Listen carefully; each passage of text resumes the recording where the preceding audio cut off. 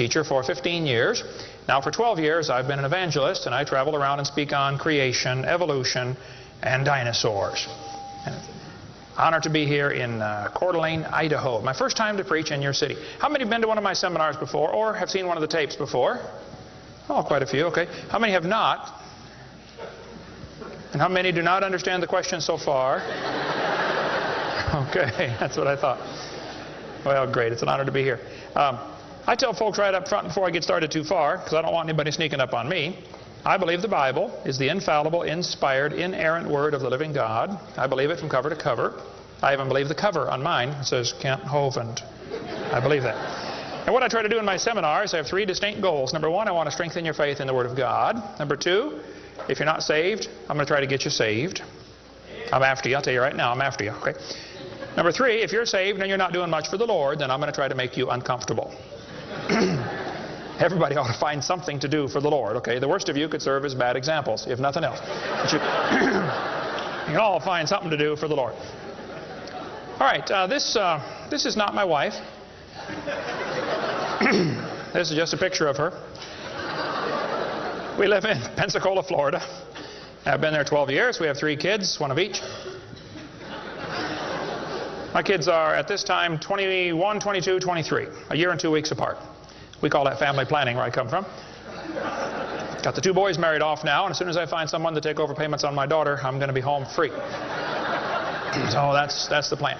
One of my hobbies for many years, I have been collecting science books. I like science. And you can ask any of my kids or ask my wife, when I get bored, which isn't too often around our place, I just read science books. I like science. Taught it for 15 years. Even though I'm not teaching it anymore, I still like to study. It's so many neat things to learn. And there's an awful lot of good science in these books. But folks, there are some lies in our science books. Now, I'm not against science. I'm not against schools. I'm not against teachers. My brother's in his 34th year teaching public school. My mom retired from teaching public school. There's an awful lot of good, godly teachers in the system. But there's some poison in these books. We're going to cover some of that tonight. Richard Dawkins, who hates creationists, said, "It is absolutely safe to say that if you meet someone who claims not to believe in evolution, that person is ignorant, stupid, or insane, or wicked." Well, Richard, I'll send you a copy of this tape, because I'm going to show you 100 reasons why evolution is so stupid. We need to define a few terms, okay? According to the dictionary, stupid means lacking normal intelligence, foolish, silly, a stupid idea, dull and boring. I think evolution is stupid. Now, my mama used to get mad at me when I used that word, so it's a little hard for me, but Bill said, "Brother Hovind, I want you to preach on 100 reasons why evolution is stupid." Okay, Bill, well, you asked for it, so here goes, all right? Let's define some other terms now. The word evolution has at least 6 different meanings, and I've done 58 debates now, and if you're going to get into a debate on evolution with anybody, you better first define what you're talking about, because this is a very slippery term, okay? First, we have cosmic evolution. That would be the Big Bang. There is no evidence whatsoever for that. We'll get into that in just a moment. Then we'd have to have chemical evolution. See, the Big Bang supposedly made hydrogen. Well, how did we get 92 elements, plus the synthetic ones? I mean, how did the chemicals evolve? They don't talk about that much, but that would have to happen. Thirdly, we'd have to have stellar and planetary evolution. Did you know the stars would have to evolve? There's an awful lot of stars out there, folks, but nobody's ever seen one form. There's enough stars out there that everybody on Earth can personally own 2 trillion of them. We've never seen one star forming. We see them blow up from time to time. It's called a nova or a supernova. We've never seen one form. One professor told me one time, he said, "Well, we calculated in the laboratory that if 20 stars explode near each other, it'll produce enough energy to make a brand new star." I said, "Well, that's brilliant. You got to lose 20 to gain 1. You ought to run for Congress. You could help those guys borrow their way out of debt." Man, first place, that's all theoretical. We've never seen it happen, okay? And I think it is scientifically impossible. See, then we'd have to have organic evolution. That would be the origin of life. How did life get started from non-living material? Now, according to the evolution theory, that would have to happen somewhere along the line, long ago and far away. Life had to come from non-living material. And yet, we've never seen that happen. There is no evidence that it can happen. We'll talk about that in a minute. Fifthly, we would have macroevolution. That is where an animal changes into a different kind of animal. Nobody's ever seen a dog produce a non-dog. But the evolutionist believes a dog came from a rock. if you go back far enough in time, 4.6 billion years. Finally, we have microevolution. Now, I don't like this word, okay, because it gets people confused. I think we ought to just call it a variation. But microevolution happens, folks. That is a fact of science. Animals produce a variety of offspring, but it's always the same kind. The first 5 definitions of evolution are stupid. It doesn't happen. It's certainly not part of science. It's something you have to believe in. They teach the kids it all started with a big bang 20 billion years ago. A big bang. I like to ask them some simple questions. What exploded? And where did it come from? And where did the energy come from? Et cetera, et cetera. According to the Big Bang Theory, it all started with a little tiny dot and exploded and spread out over all the universe much faster than the speed of light. Well, the Big Bang Theory, as we'll see in a minute, is stupid. I don't know of a better way to say it. I'm trying to be nice to them, but it is just stupid. The Big Bang idea started with a Belgian astronomer named George something, can't pronounce his last name.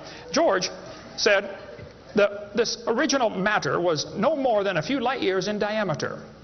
At the very least, that would be 2, or about 12 trillion miles. So they started off teaching a spot 12 trillion miles across was what exploded. Well, they revised that down. In 1965, they said, no, it was only 275 million miles across. Well, that's way down from 12 trillion. 1972, they said, no, it's only 71 million miles across. I don't know how they know this stuff, but this is what they taught, okay? 1974, they said it was only 54,000 miles across.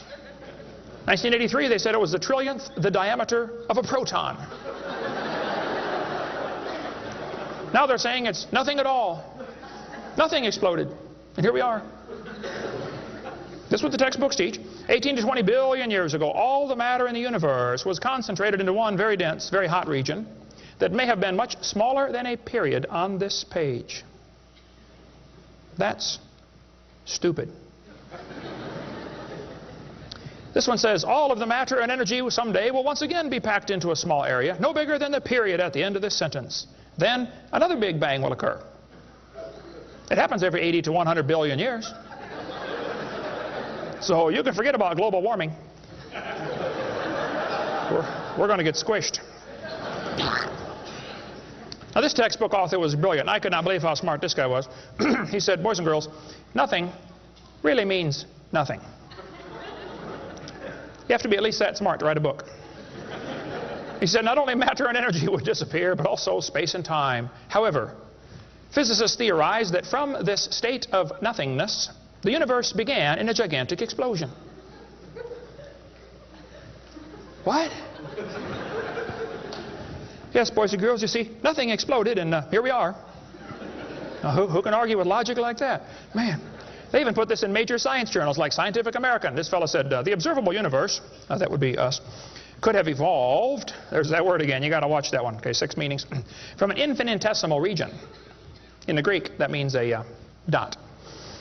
It's then tempting to go one step further and speculate that the entire universe evolved from literally nothing. They call that science and put it in a science book. I would call that stupid and put it in the garbage. This is what the books teach. I collect them. I've got hundreds and hundreds of these books from countries all over the world, clear back from 1890s up until the 2001 textbooks. They're teaching this kind of stuff, folks. This one says, all the matter in the universe was drawn into this little tiny dot. And it spun faster and faster. This is what they teach the kids. Some kids doing this for homework tonight, right? It spun faster and faster. One day, it exploded. Big bang. I was talking to a professor from Berkeley one time. I was sitting on the airplane next to a professor from Berkeley University. I don't know if you folks here in Idaho ever heard of Berkeley or not. But Berkeley is not a Bible college. So we got talking about the Big Bang, and he said he believed in the Big Bang Theory. I said, yes, sir, I figured that. You have to teach it at Berkeley. I said, tell me, sir, how did the universe get here? He said, well, 20 billion years ago, all the matter was squished in this little tiny dot, and it was spinning real fast, and it exploded. Big bang. And pieces flew off and became the galaxies and the sun, the moon, the stars, and finally, you know, people. Here we are. I said, sir, could I ask you a couple questions, please? You know, one of my favorite things to do in life is asking questions to people who believe in evolution. I absolutely have a wonderful... That's how this whole ministry started. 12 years ago, I moved to Pensacola, Florida. Some article came out in the newspaper that said, dinosaur bones found in Montana from 80 million years ago. I wrote my first letter to the editor in my life, about 12 years ago. I wrote a letter to the editor. I said, yes, they found dinosaur bones, and yes, it was 40 feet long, and yes, it was found in Montana, but it was not from 80 million years ago. This one probably drowned in the flood in the days of Noah, 4,400 years ago. And you would have thought I shot the sacred cow. Actually, I did. Boy, there began to be quite a battle in the newspaper, letters to the editor flying back and forth, and finally a university called me and asked me to do a debate with one of their professors. Well, I'd never had a debate in my life except with my wife, and I lost those every time. So I was not excited about debating, but I said, well, how do you do it? What do you want? And the guy said, well, you send us 30 questions, and the other guy will send in 30 questions, and we'll discuss those questions for the debate. I said, okay. So I sent him 30 questions. I thought they were perfectly legitimate, fair questions. I said, a woodpecker's tongue goes all the way around the back of his head and comes on top of his left eyebrow, left nostril here. Would you please show me any fossils that have been found, intermediate species between a normal bird and a woodpecker, with his tongue going all the way around his head? What evidence do you have of how this evolved? That question never came up. I don't know what happened to it. But I said, termites chew on wood and they swallow it, but termites can't digest it. It goes into their stomach, and there's little tiny critters in their intestines that actually digest the cellulose. Now, those little critters can't live without the termite, and those termites can't live without those critters. Which one evolved first? I thought it was a fair question, but it never came up. I don't know what happened. I think they lost my list. But anyway, one of my favorite things to do is asking questions to people who believe in evolution. So I asked this professor if I could ask him some questions about the Big Bang. He said, sure, what would you like to know? I said, well, sir, you told me 20 billion years ago all the matter in the universe was squished in this little tiny dot. And it was spinning faster and faster and exploded. I said, where did all this matter come from? He said, well, we don't know that for sure. I said, okay, now, sir, hold it. If I told you that I believe about 6,000 years ago God created the heaven and the earth like the Bible teaches, you're going to say, and where did God come from? And I don't know. But you said 20 billion years ago there was a Big Bang, and you don't know where the dirt came from. So basically, I believe in the beginning God, and you believe in the beginning dirt. Don't tell me my theory is religious and yours is science. Oh, no, sir, they're both religious. The news media tries to make it look like it is religion versus science. I did a debate in El Paso, Texas here recently, and the news media wrote an article. They said, religious and scientific leaders debate evolution. What is the unspoken message in that title? What are they trying to imply? Can you catch that? They're trying to imply that evolution is part of science, aren't they? No, evolution is a religion. Actually, both creation and evolution are inherently religious. These two timelines is the same information right here. I'll be referring to that throughout the seminar here. I cover this thing all the time. The Bible teaches about 6,000 years ago God made everything. 4,400 years ago there was a big flood that destroyed everything.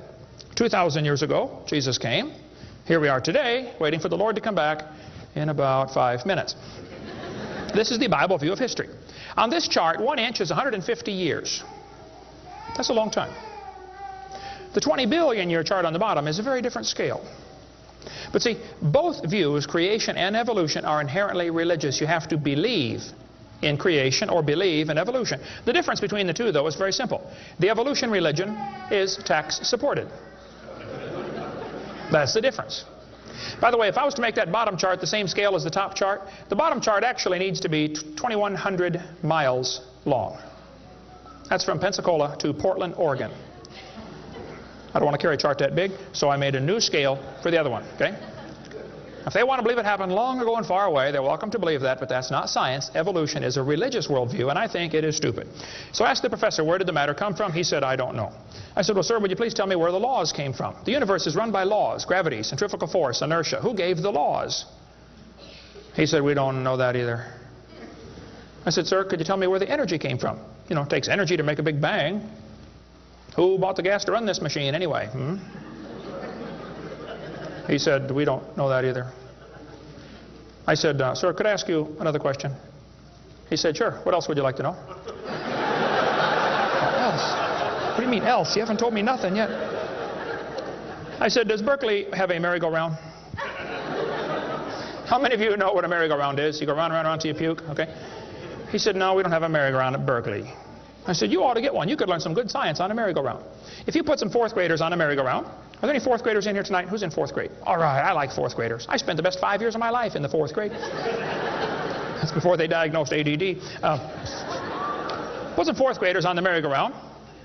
I like using fourth graders because they're tough and they're expendable.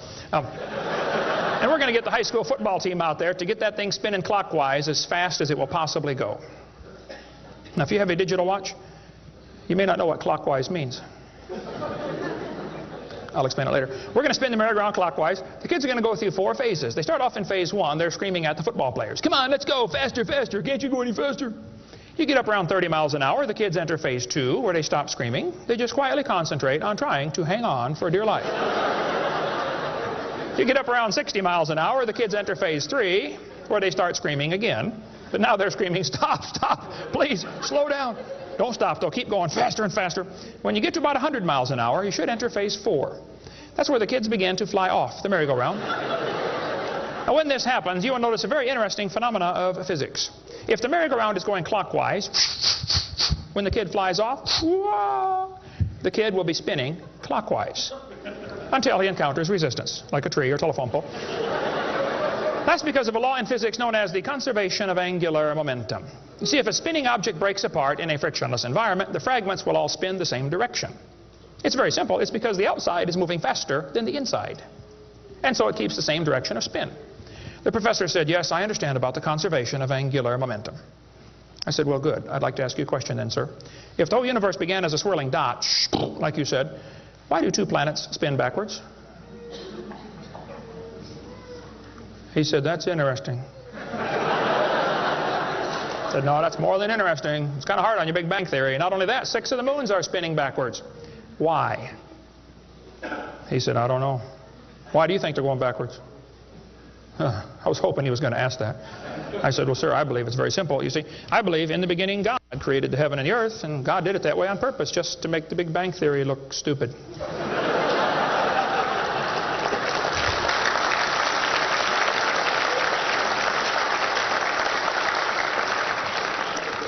I do believe in the Big Bang, folks. I really do. The Bible teaches the Big Bang. 2 Peter 3:10. It says, the heavens shall pass away with a great noise.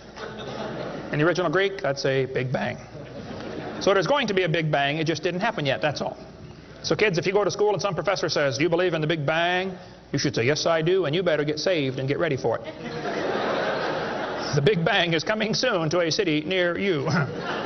By the way, if the Big Bang Theory were true, the matter would be evenly distributed. But it's not. It's lumpy. They're called galaxies. And in zillions of miles and nothing called voids. And to try to salvage the dumb Big Bang Theory, they've got all these wild theories of why isn't the matter evenly distributed?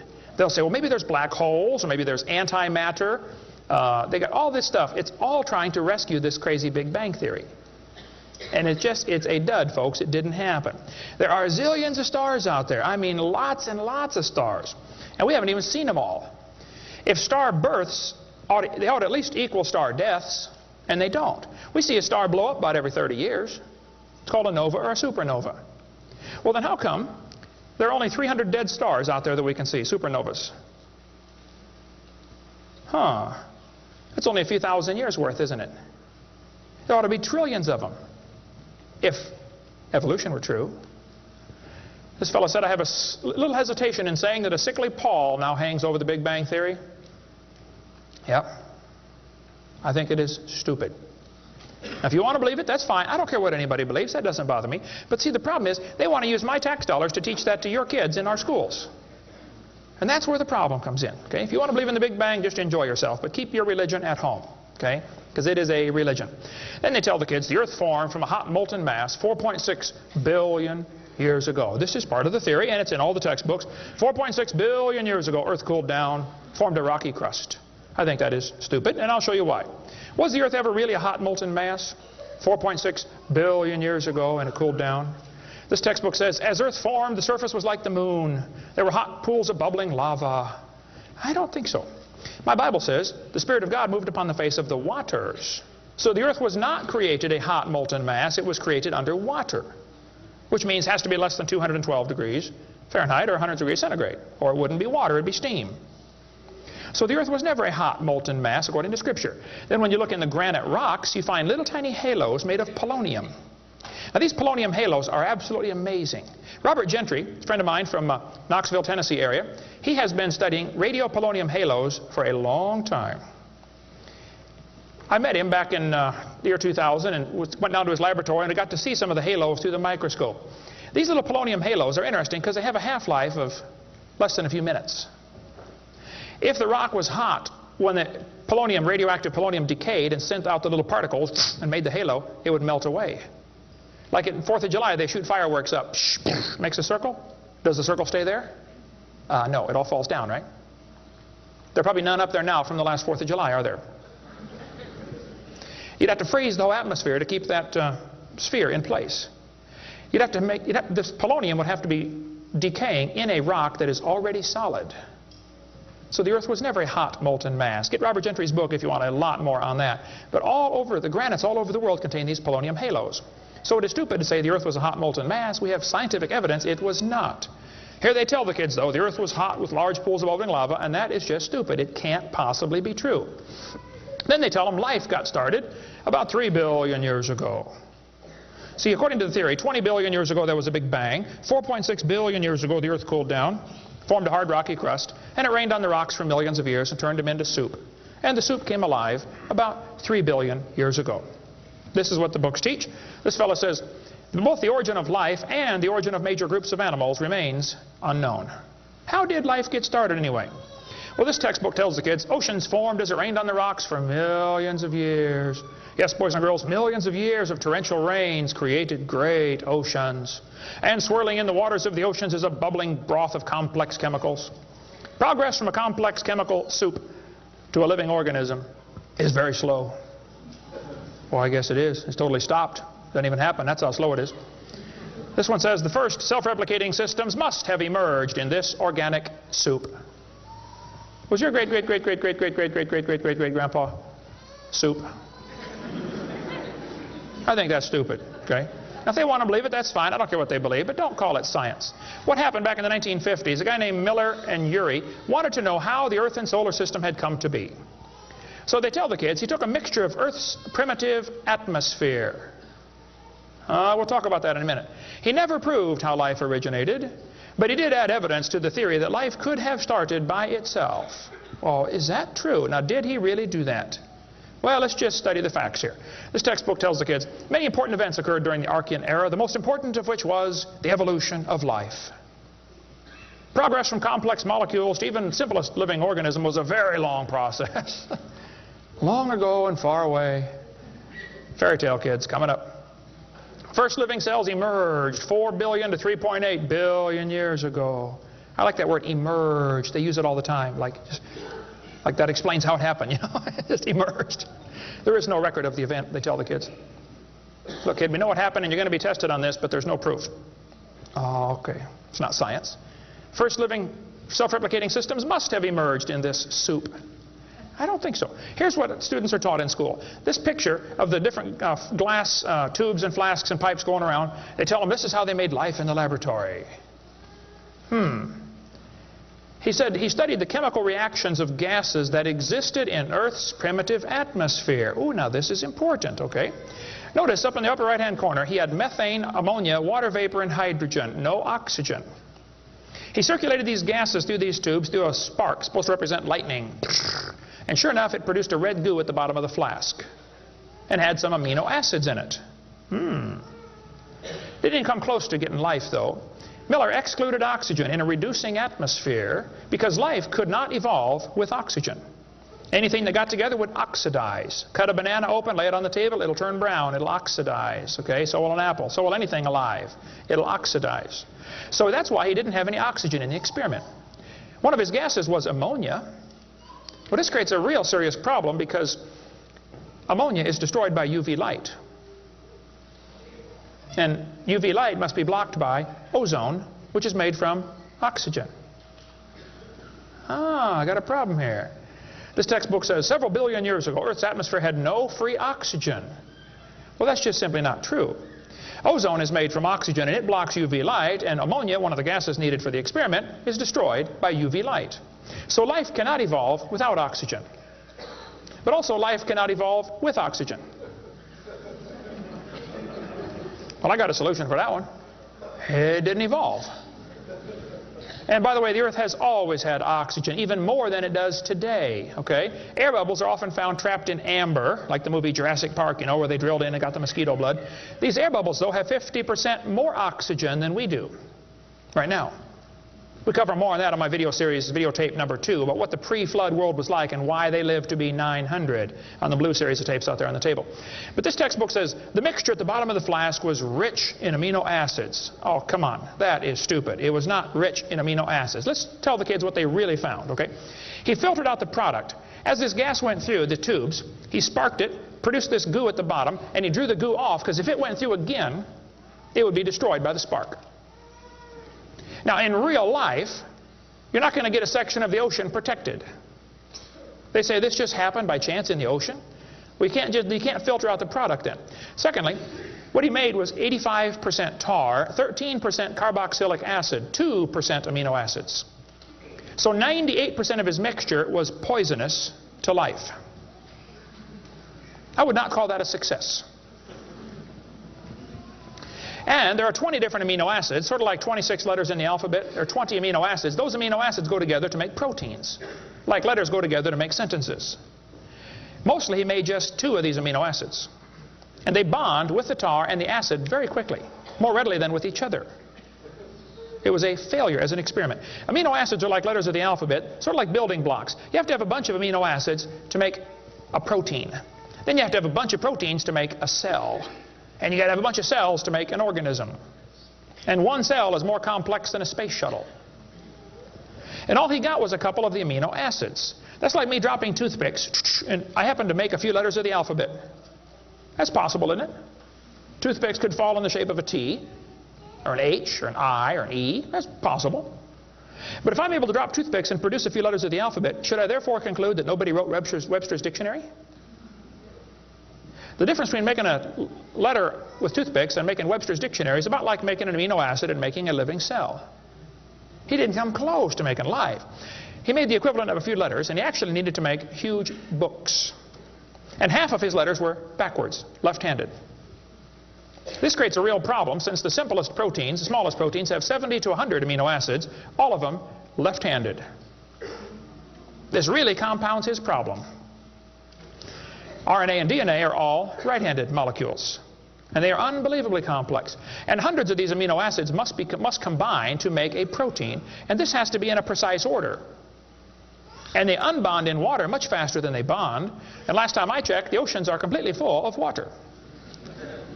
So Brownian motion is going to drive them away from each other, not together. It just isn't going to work. He did not make life in the laboratory.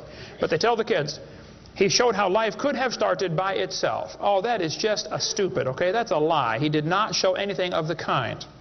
And every experiment since then has made the problem worse. They're finding more and more things that just couldn't happen. Don't call that science. But they tell the kids, you know, 3 billion years ago, life appeared on Earth. Asked me to speak at this college in Boston one time.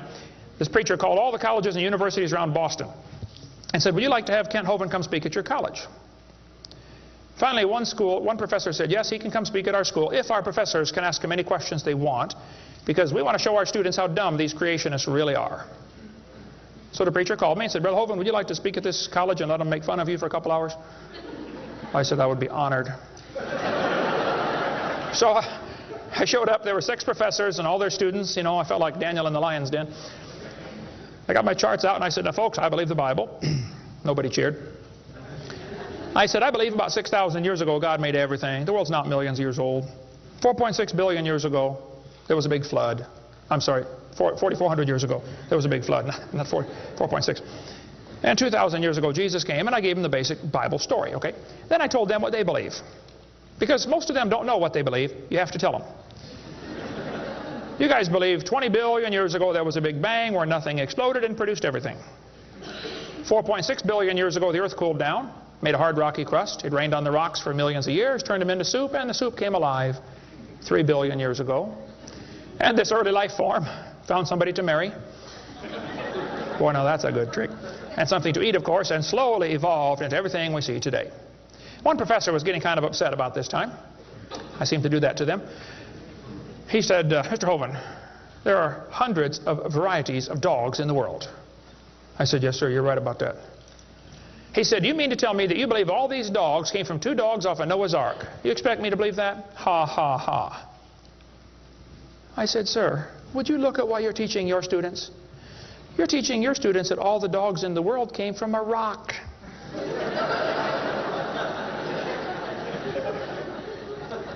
I had one lady, a woman, come to me after a debate one time.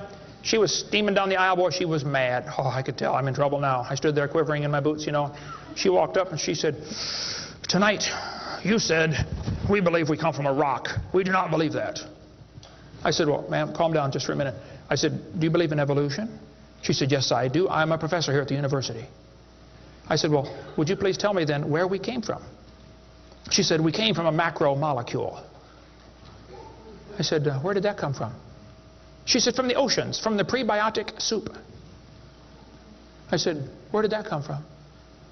She said, "Well, it rained on the rocks for millions of years." And you could see it was slowly dawning on her. I do believe I come from a rock, don't I?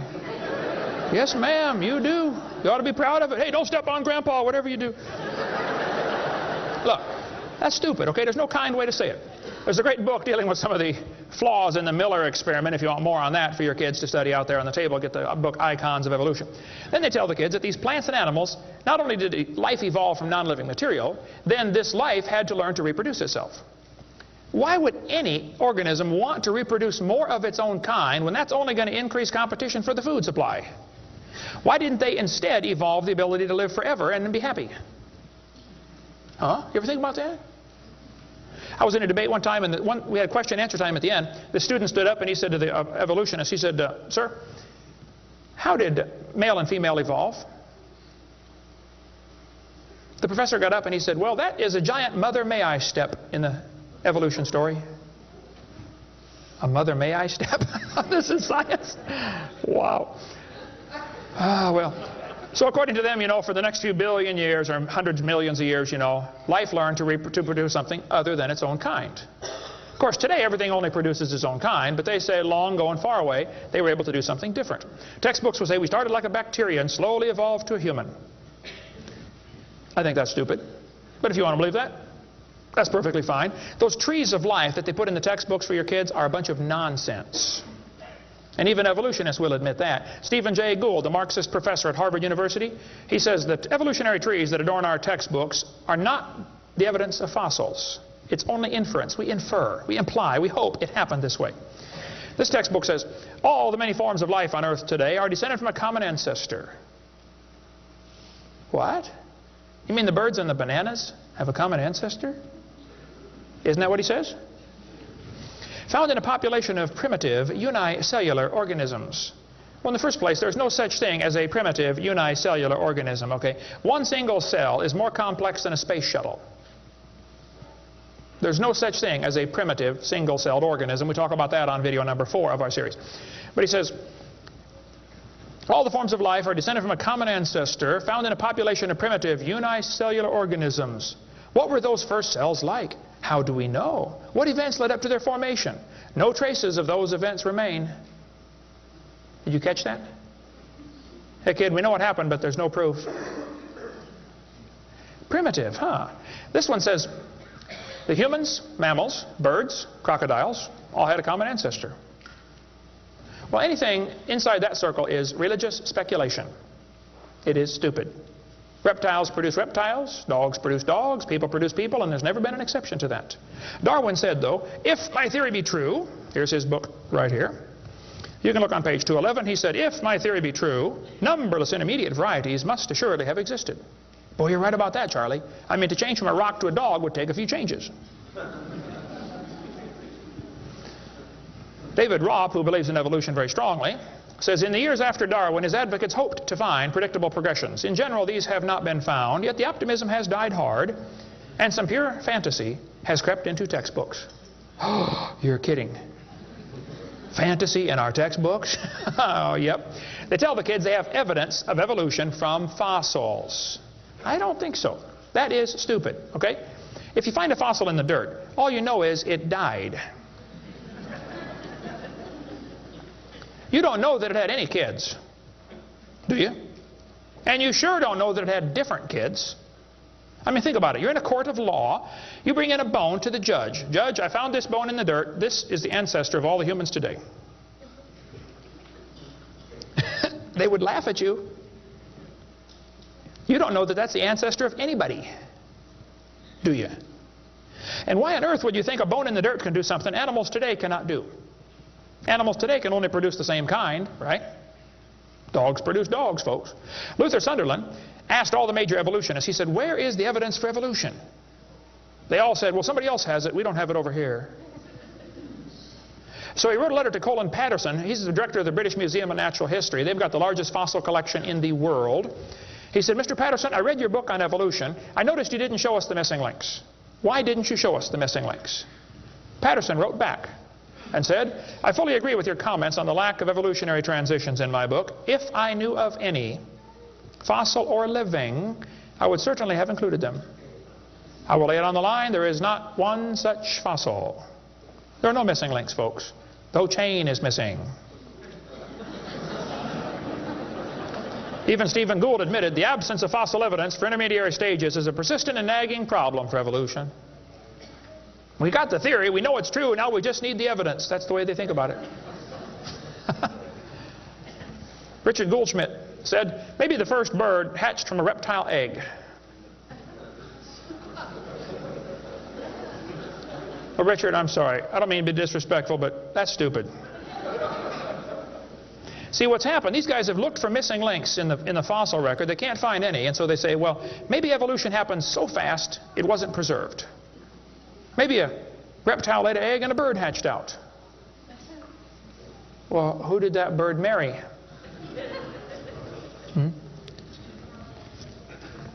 There's only about a zillion differences between a reptile and a bird. We'll get into that later sometime if we get time.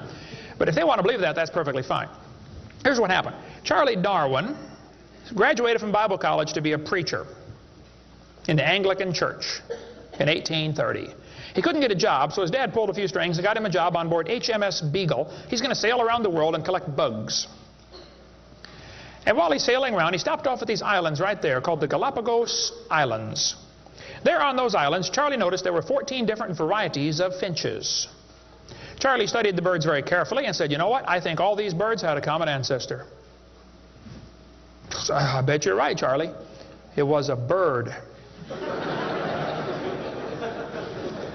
And then Charlie said in his book on page 170, he said, it is a truly wonderful fact that all animals and all plants throughout all time and space should be related to each other.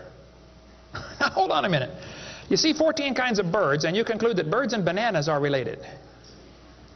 That's stupid. You should conclude that those 14 kinds of birds had a common ancestor, but that's as far as it ever goes, folks, okay? I don't know of a kind way to say it, Charlie, but that's stupid. Okay, we don't ever see a bird produce a non-bird. See, dogs produce dogs, and you might get quite a variety of dogs. Roses produce roses. That is called microevolution. Now, that is a fact, folks. It happens. It is observable. It is scientific. I don't think we ought to use that word, microevolution. We should just call it a variation. But they use it so, just so I qualify that. It's a lousy term. It gives what's called a free rider effect to the rest of the 5 religious ideas of evolution.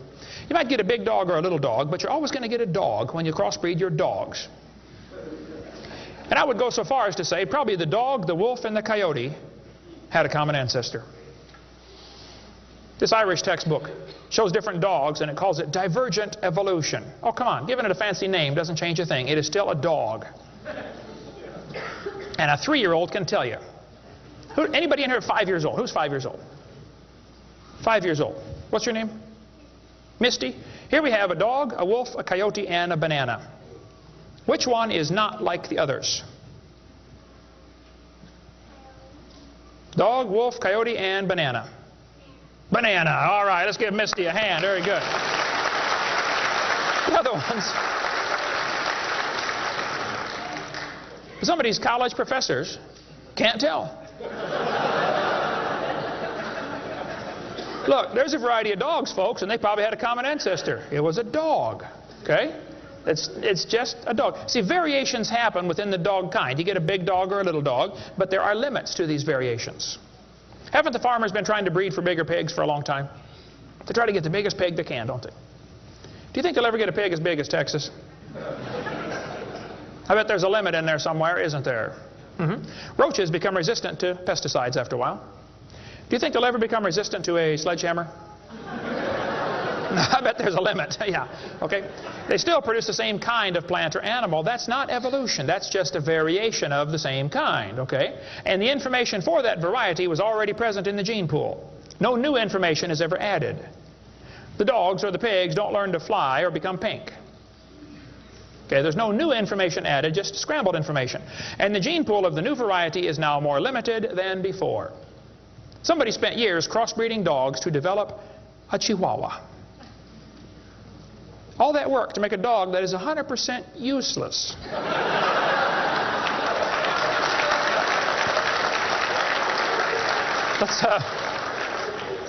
Let's turn all the Chihuahuas in the world loose back into the woods. How long would they last? They'd run up to the wolf. Yep, yep, yep, yep, yep. Crunch. Go ahead, make my day. A useless dog. Genetic information was lost when you got your variation. It wasn't added. You might have selected a certain slice of the gene pool with small dog, quick characteristics, but you didn't add anything. You selected something from the population. I come from Illinois, corn country. There are so many kinds of corn up there, they have to number them. You'll be driving down the highway. You'll see BX65, don't mix it up with XL29, something will blow up. But I'll tell you what, folks, you can crossbreed your corn from now to the cows come home, and you always get corn.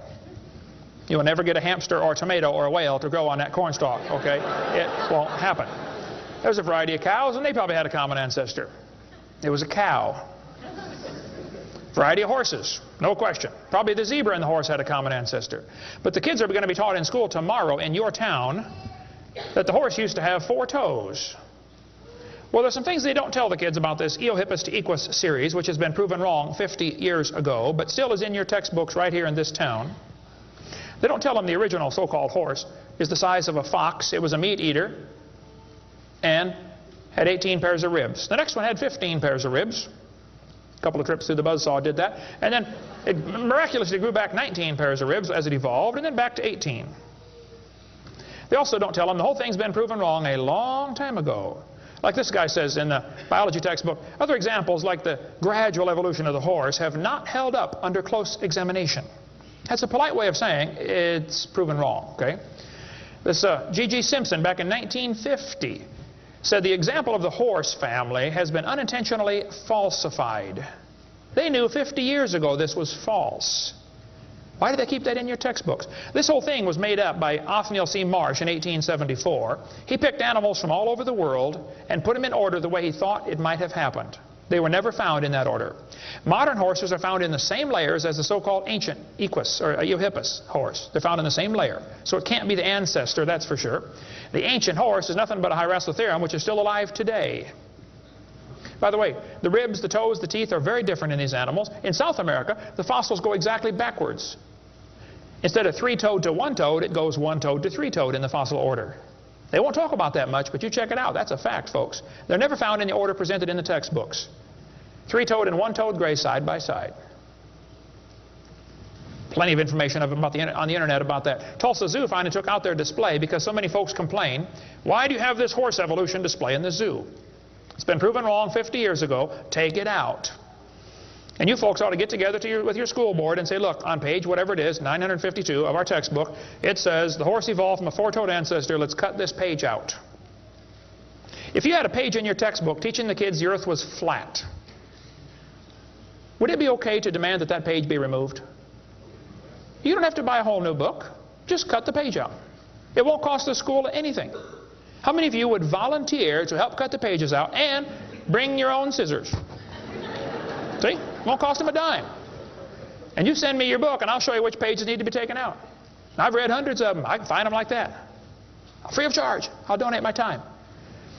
Peabody Museum still has the horse evolution on display. As I stood, I've been there many times. It makes my blood boil every time I walk in that place. I'm standing there looking at this lie proven wrong 50 years ago while hundreds of kids come through in school groups. The kids are never told, well, this has been proven wrong, boys and girls.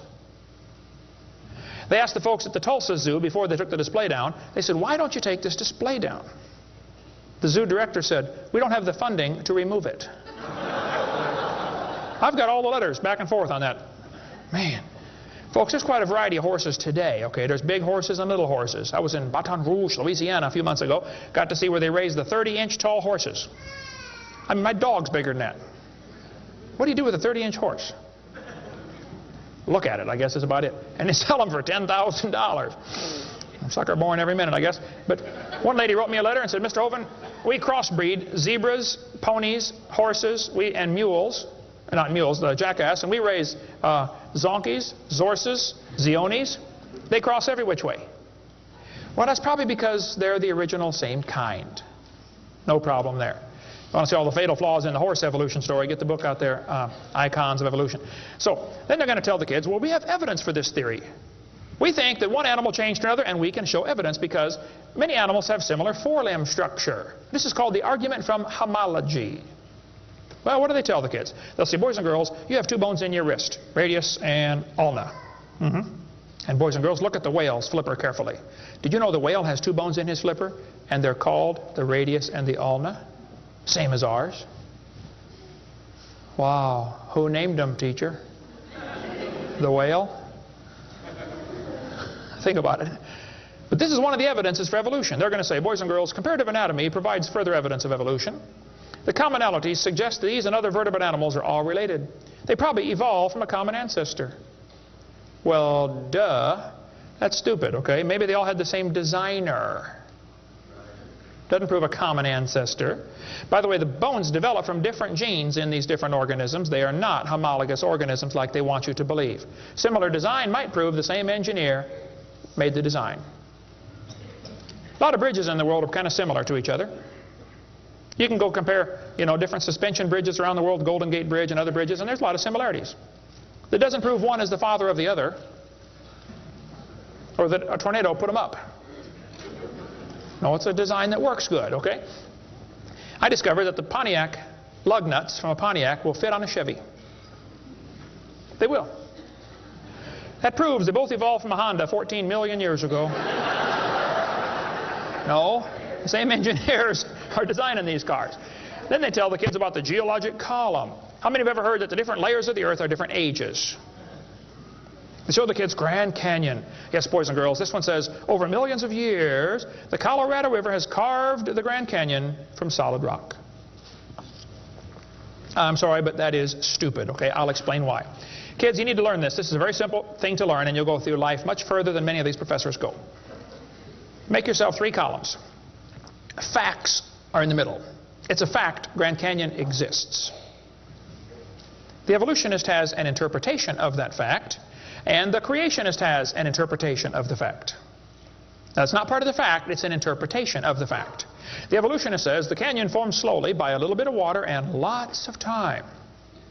The creationist says, oh no, we think it formed quickly by lots of water and a little bit of time. It's a fact the earth has sedimentary layers. That's not a question. How did they get there? Well, the evolutionist says these layers formed slowly over millions of years. The creationist says, no, these layers are all from the flood in the days of Noah. Now, it seems like the professors are always trying to erase the line between their interpretation and the fact and make their interpretation part of the fact column, and it's not. And I think I can demonstrate Grand Canyon was not formed by the Colorado River. I was in a debate recently, and this professor said, Dr. Hovind, you're so stupid. Obviously, it took millions of years to form the Grand Canyon. I said, well, sir, I've seen Grand Canyon many times. I taught earth science for 15 years. I've studied it intensively. Just flew over it last week, as a matter of fact, twice. Got a perfect view of it going out to California and back, flying from wherever I was, Florida. That's where I live. This textbook says, the Colorado River has cut through layer upon layer of rock over millions of years. Well, if you built a dam across Grand Canyon, it would take a lot of dirt or concrete, but if you could, okay, it'd be a huge dam. A giant lake would back up behind that dam, covering several states. That purple area is all drained right through the Grand Canyon drainage basin. This snow line tells a very interesting story. In between these 2 red lines is snow. This is a picture from a satellite showing about 150 or 200 miles of the canyon area. Real wide shot. The river enters the canyon at the far right. The river is 2,800 feet above sea level.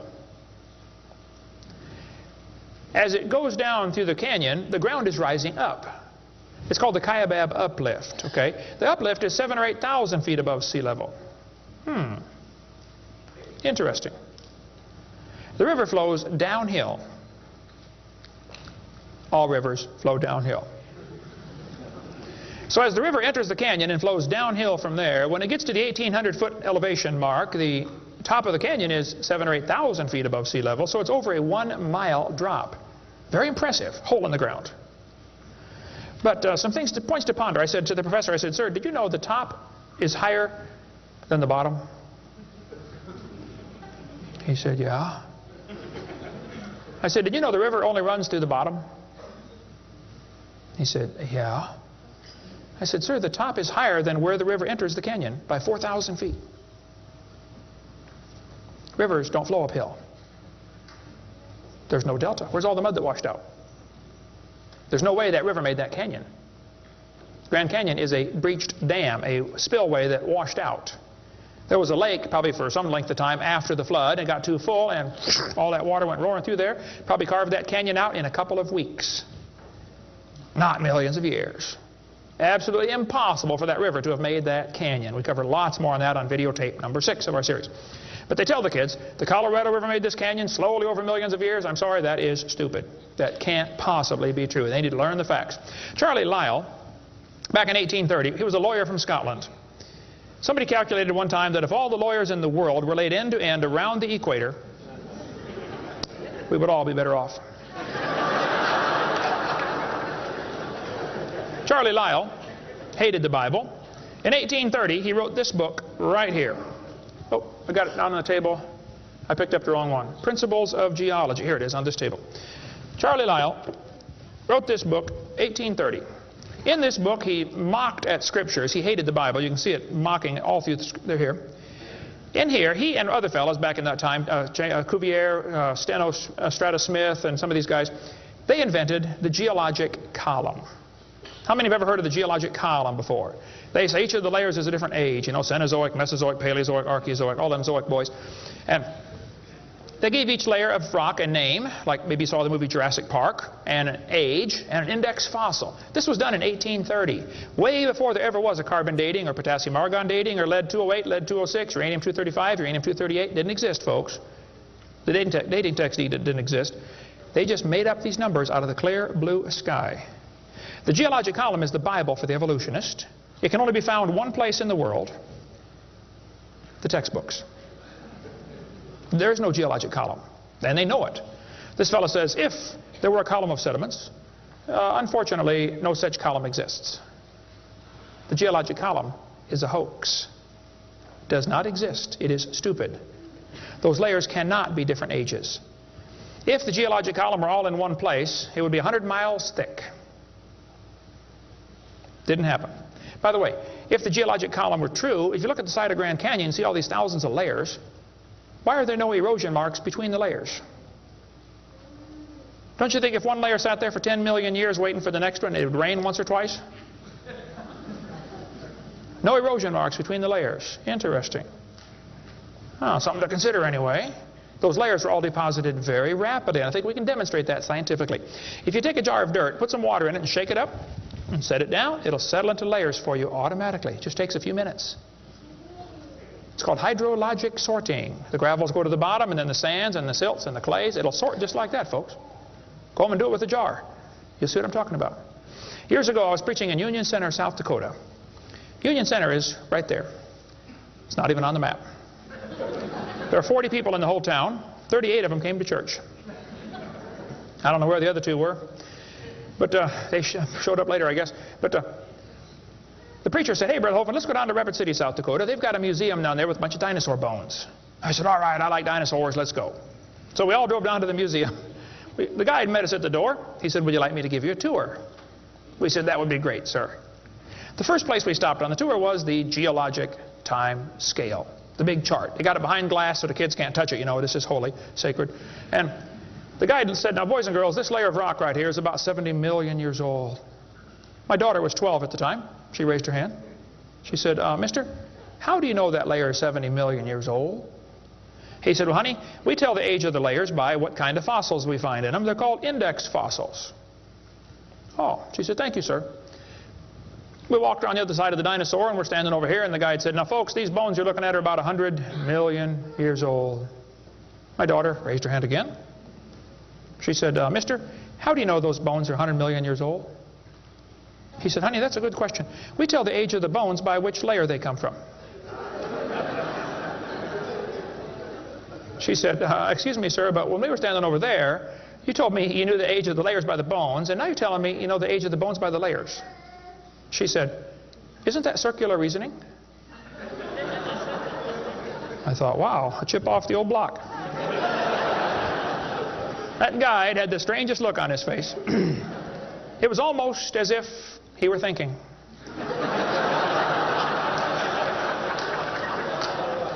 He looked at my daughter. He looked at me. I wasn't about to help him. I thought, wow, this is going to be good. I got to hear this. He looked back at my daughter. He said, you know, you're right. That is circular reasoning. I never thought of that before. Folks, geologic column is a joke. It doesn't exist. It's all based on circular reasoning. We can demonstrate that clearly. Get our video number 4 if you want more information on how it's all based on circular reasoning. I'll just give you a couple of quotes here. This guy says, the rocks do date the fossils, but the fossils date the rocks more accurately.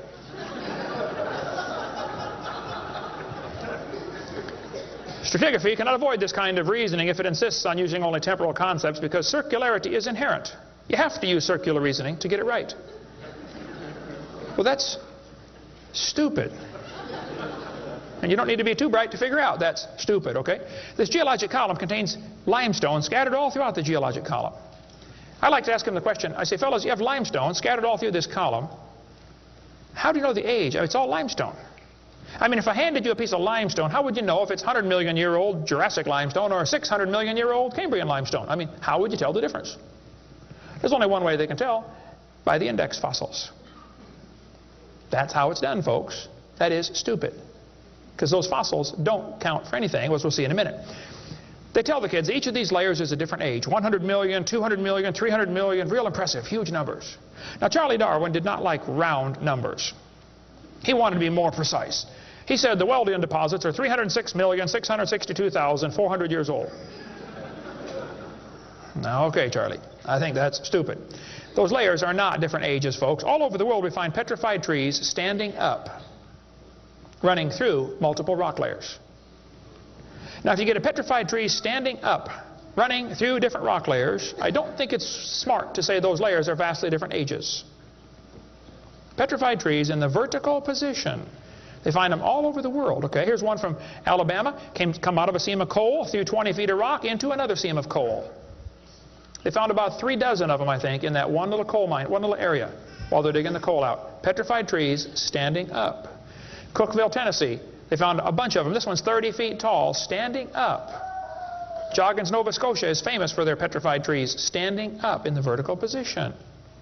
All over the area there, folks.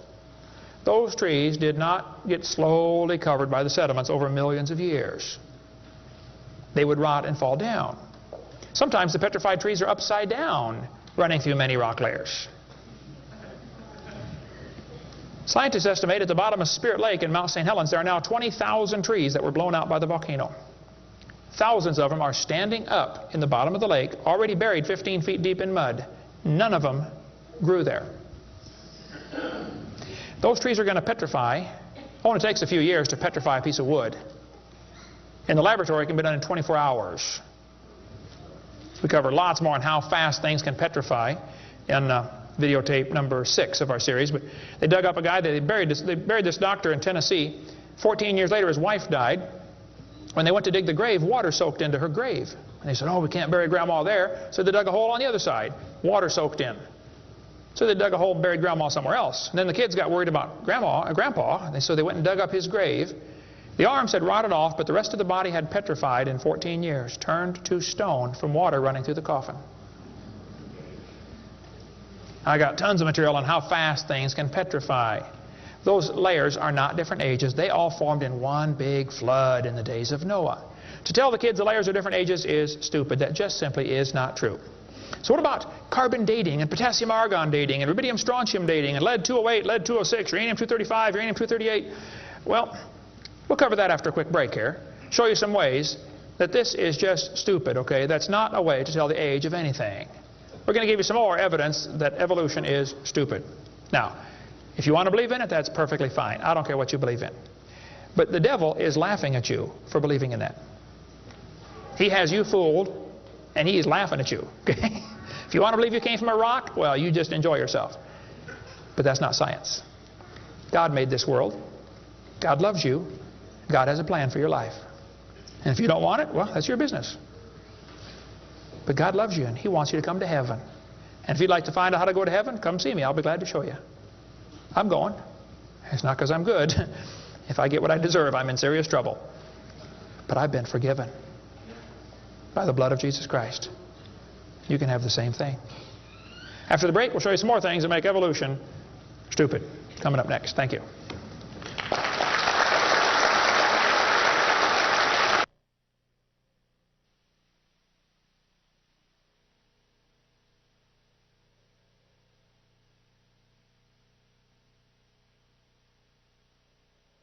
In the early 1950s, actually the late 1940s, they invented carbon dating. We're going to explain a little bit about radiometric dating and how it's supposed to work, and then show you that it does not work, okay? The Earth's atmosphere is about 100 miles thick, and we're also protected by a magnetic field. Radiation from the sun and from the stars, mostly from the sun, goes right through that magnetic field, some of it does, and hits the atmosphere and produces carbon-14. Carbon-14 is radioactive. Normally, carbon is atomic number 6, which gives it atomic weight of 12. But this nitrogen, which is right next door to carbon, gets struck by radiation and it turns it into carbon-14. Now, carbon-14 is unstable. It is radioactive. It's always breaking apart. And you can hear it like with a Geiger counter, you know, click, click, click, click, just like uranium, because it's decaying. They've discovered it decays at a fairly consistent rate. About half of it will decay every 5,730 years. Which means if I gave you a pile of carbon-14, 5,730 years later, half of it would turn back to nitrogen. The rest would still be carbon-14. Theoretically, it's a random event, but it could, that's probably how long it would take.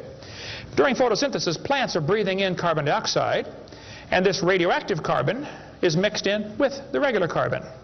The plant doesn't seem to know or care if it's getting radioactive carbon or regular carbon. It just takes it right in. Animals eat the plants and make it part of their body. Probably during your lifetime, you have either eaten plants or you've eaten animals that have eaten plants. How many have done that before?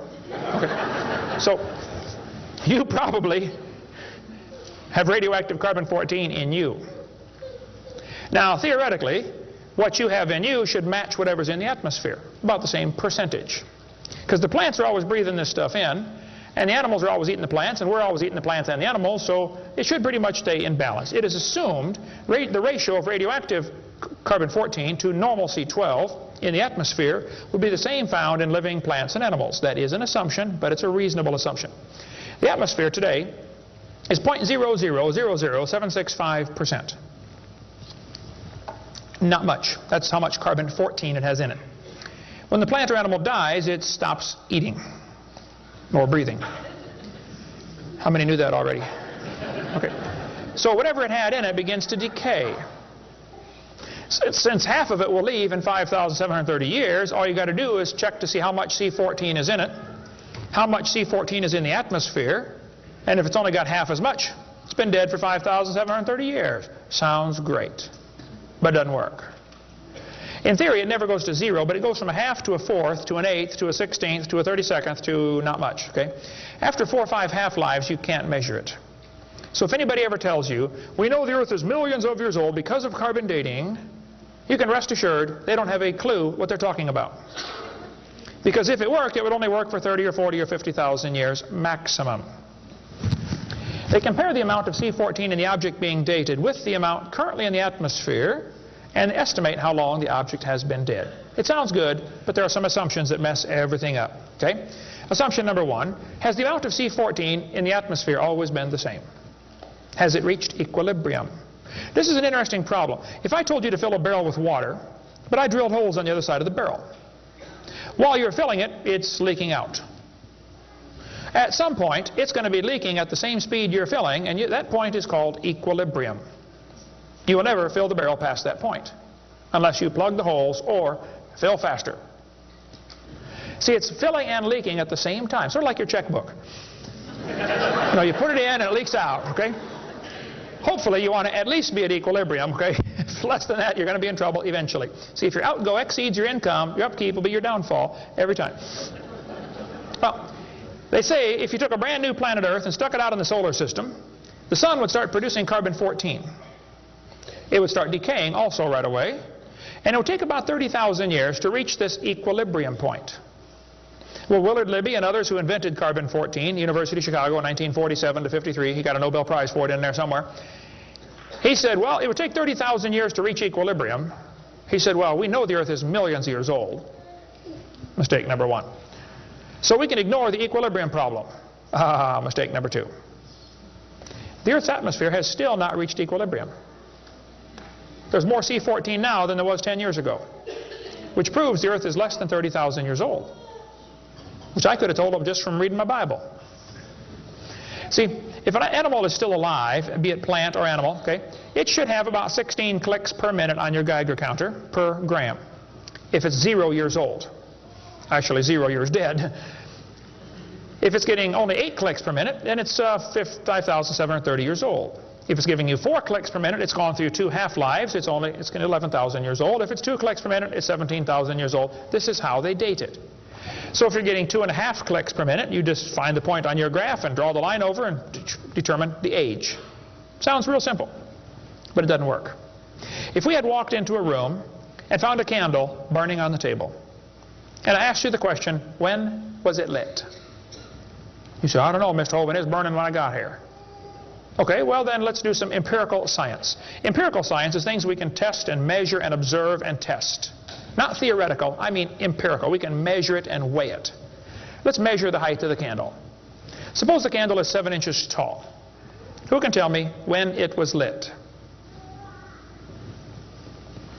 Okay, nobody. Let's do some more empirical science. Let's measure the rate of burn. Suppose we determine it's burning an inch an hour. When was it lit?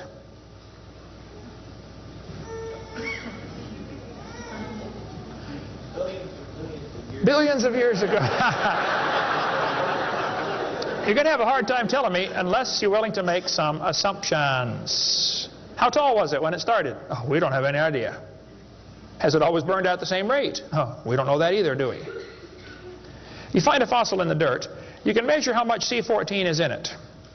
Very accurately, by the way. And you can measure how fast it's decaying.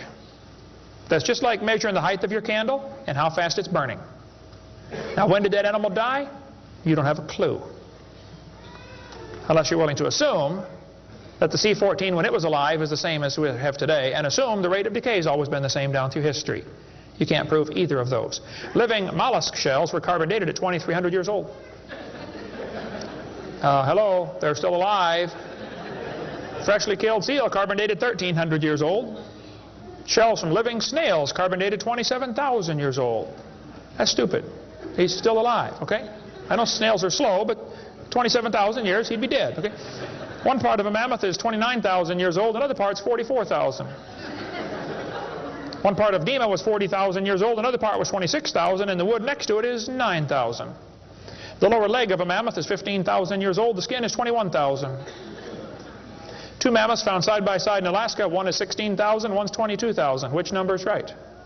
Living penguins carbon dated 8,000 years old. 11 human skeletons, the earliest known human remains in the Western Hemisphere, were dated by accelerator mass spectrometer. All 11 dated about 5,000 radiocarbon years. Lava from a 1801 Hawaiian lava flow was 1.6 million years old. Well, hello is not even 200. Another volcano erupted in Hawaii in 1959. When they dated the lava, it was 8.5 million years old. At least potassium argon dating for that, not carbon. Mount Etna in Sicily, I climbed Mount Etna when I was over there some time ago, erupted in 1972, 350,000 years old. Mount St. Helens built a new lava dome in 1982. They dated it, got numbers from 350,000 to 2.8 million. It's not even 20 years old. Here's what you ought to consider about carbon dating. Samples of known age, it doesn't work. If it's a sample of unknown age, it is assumed to work. That's stupid. In the last 2 years, an absolute date has been obtained for the Gandong beds above the Trinal beds. It has the very interesting value of 300,000 years, plus or minus 300,000 years. Boy, they nailed that one right on the head, didn't they? See, back in 1770, George Buffon said the Earth is 70,000 years old. 1905, the official age of the Earth was 2 billion. When they went to the moon, they said the Earth and the moon are 3.5 billion years old. 3.5 billion, dated with potassium-argon dating. Now they're telling the students it's 4.6 billion years old. Let's see, that means the Earth is getting older at the rate of 21 million years per year. That's 40 years per minute. Aging rapidly, folks. That's stupid, okay? All they do is add more time to make the theory look more reasonable. Long ago and far away. And when you prove it couldn't happen, they say, well, it was longer ago and farther away. Then they're going to tell the students one of the evidences for evolution is embryology. Now, there aren't too many things about this whole theory that make me angrier than this, so I'm going to try to stay calm and cool and collected while we discuss this. Ernst Haeckel, an embryology professor at the University of Jena in Germany, loved evolution theory. When Darwin's book came out, Ernst Haeckel read that book the next year and said, wow, this is a great theory. All we need now is some evidence. 9 years later, they still had no evidence. So Ernst Haeckel decided to help Charlie out. He was an embryology professor, the study of animals before they're born. You know, the different embryos of all these different animals. He made drawings that were fake to make them look alike. The students are taught we have evidence from development. I don't think so. The similarity between early stages in development of many different animals helped convince Darwin that all forms of life shared common ancestors. Actually, Darwin considered this by far the strongest single class of evidence in favor, a class of facts in favor of his theory. This is stupid, folks. I'll show you. This textbook says the human embryo growing in the mother has gills like a fish. Those little folds of skin are not gills, okay? Excuse me. Those little wrinkles under your chin when you're growing up later develop into bones in the ear and glands in the throat.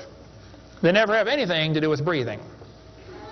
I've seen folks that have 5 or 6 chins and they can't breathe through any of them but the top one. Those are not gill slits. Ernst Haeckel, though, said the turning point in his thinking was when he read Darwin's book, 1860. Haeckel took a drawing of a dog and a human embryo and he changed them to make them look exactly alike. His fake drawings looked almost identical. On top are the real drawings, underneath are Haeckel's fake drawings. He lied, folks, intentionally. He made huge charts of his posters of his drawings of these embryos and traveled all over Germany and just about by himself converted the Germans to believing in evolution.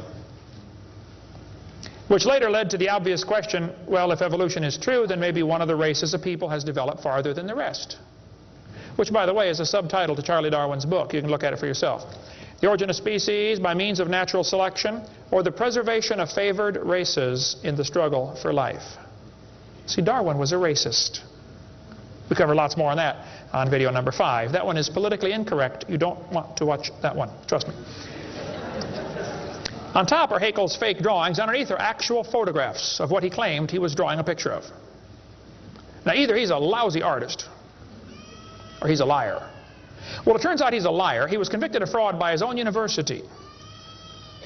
Proven to be a fraud. But guess what? Haeckel's fake drawings are still used in textbooks in your state right now. Here's a textbook used at the University of West Florida, in the middle of the Bible Belt. It's only been proven wrong 125 years ago. I know it takes a while to get textbooks up to date, but that ought to be plenty of time.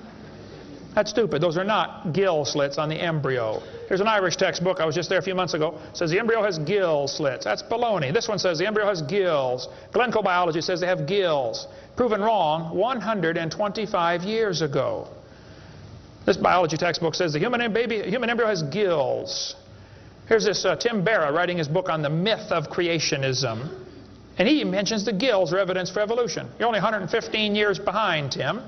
Miller's still teaching it 125 years after it was proven wrong. I debated Miller on the radio on a St. Louis radio station one time.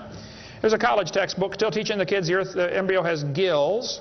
This one says, it shows the kids a 5 to 6 week embryo, but it says by 7 months, the fetus looks from the outside like a tiny normal baby, but it's not. It's not a baby at 7 months. Excuse me? A whole bunch of kids born at 5.5 months survive, 34%. That's stupid to say it's not a baby at 7 months development. Maybe you heard about the woman that had surgery on her baby before it was born. They cut the mother open, cut the uterus open. The 5-month-old baby, 5 months in development, reached out and grabbed the doctor's finger. It's not a baby, huh? If it's not a human being, what kind of being is it? If it's not alive, why is it growing? Why do they keep that in the textbooks? Well, that's the only way to justify abortion. They want you to think it's not a human yet. Just a fish with gills. No, it's a human the instant it's conceived. And abortion is murder. Plain and simple. We cover lots more on that on my videotape number 4. You don't want to watch that one either. Then they're going to tell the kids, we've got evidence for evolution because dinosaurs turned to birds. This is stupid. This guy says dinosaurs are alive as birds. Well, kids, in case you don't know, there are a few differences between a dinosaur and a bird. You don't just put a few feathers on them and say, come on, man, give it a try. It won't hurt too bad. That's stupid, okay? Dinosaurs did not turn to birds, okay? Somewhere along the line, while his front legs are developing into wings, they're going to be half leg, half wing, which means he can't run and he can't fly yet. He's going to have a hard time, isn't he? No, dinosaurs did not turn into birds. That is stupid, okay? They say, we've got proof that they did. Archaeopteryx, which means ancient wing. That's supposed to be evidence for evolution. It's in just about every textbook I've seen dealing with this topic. Archaeopteryx is supposed to be evidence. Here's a 1999 textbook. Now, Archaeopteryx was proven to be a fraud in 1986. So this author is 13 years behind the time. Archaeopteryx means ancient wing. They're going to say, see, boys and girls, he's got claws on his wings. Yeah, so? 12 birds today have claws on their wings. The ostrich does, the Watson does, Turako does, ibis does. So what? It's kind of unusual, but 12 birds have it. They're going to say, well, he's got teeth in his beak. That proves he's got a reptilian feature. Well, now, wait a minute. Some reptiles have teeth, some don't. Some mammals have teeth, some don't. Some fish have teeth, some don't. Some of you have teeth, some don't. Okay? That doesn't prove a thing, all right? Alan Fiducia is considered one of the world's experts on birds. He believes in evolution. University of Chapel Hill, North Carolina, Chapel Hill. He said, paleontologists have tried to turn Archaeopteryx into an earthbound feathered dinosaur, but it's not. It's a bird, a perching bird, and no amount of paleo-babble is going to change that. It's a bird. By the way, even by their twisted thinking, birds are found in layers lower than Archaeopteryx. If you find fully formed birds in rock that you think is 130 million years old, then Archaeopteryx at 65 million years old cannot be a missing link, can it? Because birds were already here. Even with their dumb geologic column, it doesn't work. We cover lots more on that on video 4. They say bird feathers evolved from scales. Well, that's stupid. In the first place, they come from different genes on the chromosome, okay? Developed totally different. A scale is a hard wrinkle in the skin. They attach to the skin very differently. Feathers are incredibly complex, folks. Unbelievably complicated. They're both made from the same protein, keratin, and that's where the similarity stops. So what? Battleships and forks are both made of iron. Doesn't prove they both evolved from a tin can. Proves the engineer's using the same material for different functions. And God used keratin for fingernails and hair and scales and feathers. So, same designer, that's what it proved. A lot more on the bird evolution in the book Icons if you want to get that. Then they tell the kids about the peppered moth. Yes, boys and girls, somebody in England went around and counted the moths on the trees. Must have been a government project. They discovered it's 95% light moths and 5% black. Well, so the story goes, they burned coal in the factories, the trees turned black, and the moths changed to black moths. Because when they counted them again, they said they found 95% black and 5% light. Actually, the whole story is a lie. It never happened. After 40 years of watching, they found 2 moths on the trees. 2 total out of 40 years. So they glued dead moths to the tree to take a picture for your kid's textbook. Then he wanted to get a picture of a bird eating a moth, so he put some moths in the refrigerator to calm them down, so they got nearly frozen. Then he put them on the tree, and they couldn't even hang onto the tree, so he warmed them up on the hood of his car. Put them out there on the tree, and the moth is staggering around trying to warm up, and a bird ate one. He got a picture. Wow, proof of evolution. It's a lie. Didn't happen.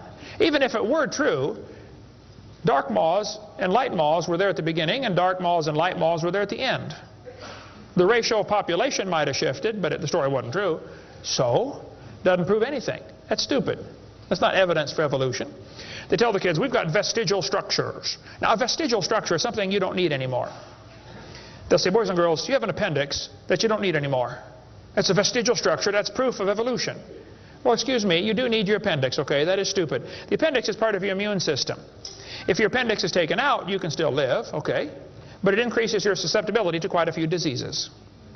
You could live without both your legs and both your arms and both your eyes also. That doesn't prove you don't need them. Does it? There are no vestigial organs. And even if there were, that would be the opposite of evolution. That's losing, not gaining. This textbook says, boys and girls, whales, and many organisms here, like a whale, retain traces of their evolutionary history. For example, the whale retains pelvic and leg bones as useless vestiges. I'm sorry, that's not true. This one says, just imagine whales walking around. It's true. These little bones right there is what they're talking about. Just imagine him walking around. I can see it now, can't you? All you need is a good imagination and some LSD, and you'll be able to see that whale walking in real life. This textbook says, the whale's pelvis is evidence of its evolution from 4-legged land-dwelling mammals. Well, that is stupid, okay? Those bones in the whale's abdomen are essential to hold muscles that support the reproductive system. Without those bones and those special muscles, the whales cannot reproduce. This has nothing to do with walking on land. It has to do with getting more baby whales. So the author that wrote this is either ignorant of his whale anatomy and should not be writing a book about it, or he's a liar trying to push a theory off on our kids. Here, this one says, whales once lived on land. Whales were not always sea dwellers. Modern whales show skeletal evidence of previous existence on dry land. Buried deep in a whale's hip muscles are 2 small bones, all that is left of the whale's pelvis and hind legs. That's stupid. The male and female bones are very different on whales. Check your whale anatomy and tear that page out of your book. Has no business being in there. This textbook says, humans have a tailbone at the end of the spine that is of no apparent use. I was debating a guy in North Alabama. He was the president of the North Alabama Atheist Association or something like that. He got up and he said, folks, we've got evidence for evolution. Humans have a tailbone they no longer need. When it was my turn, I got up and I said, Mr. Patterson, I taught biology and anatomy. I happen to know there are 9 little muscles that attach to the tailbone, without which you cannot perform some very valuable functions. I will not tell you what they all are, but go read your Gray's Anatomy and you can figure it out. I said, however, Mr. Patterson, if you think the tailbone is vestigial, I, Kent Hovind, will pay right now to have yours removed. Bend over.